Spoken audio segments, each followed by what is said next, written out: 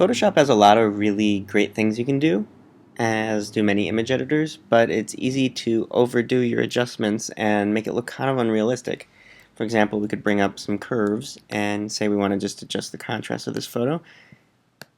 You might get a little out of hand, and contrast can look, pretty nice when added in small amounts, but then you may realize that you like it too much and you like all those bright colors that are coming out of it.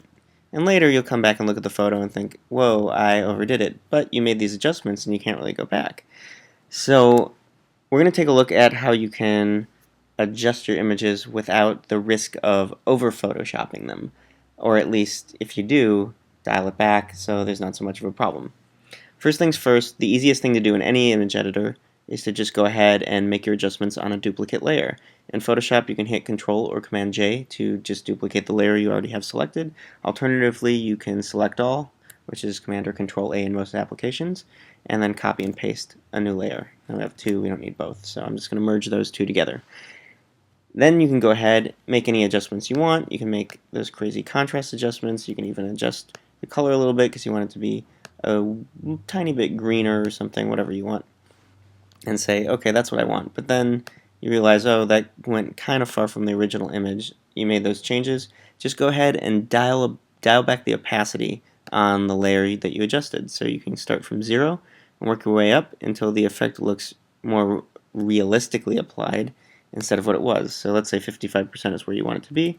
This is it at 100. 100's a little too much.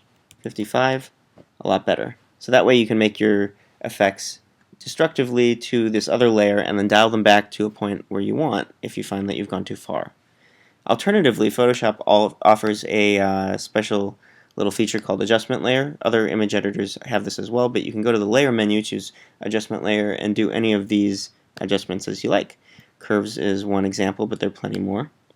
And so I've gone here and added curves, and I'm going to do those same adjustments in curves that we just did in the destructive version. This is going to be the undestructive version, the one in the adjustment layer.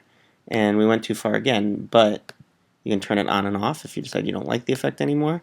And you can just dial down the opacity of that curves layer, and then you can go ahead and add more adjustment layers that will allow you to make those same adjustments, but you can layer them instead of doing everything in one layer. If you do everything in one layer, you can only adjust the total sum of all your adjustments. But if you do adjustment layers, then you can change the opacity of all the different kinds.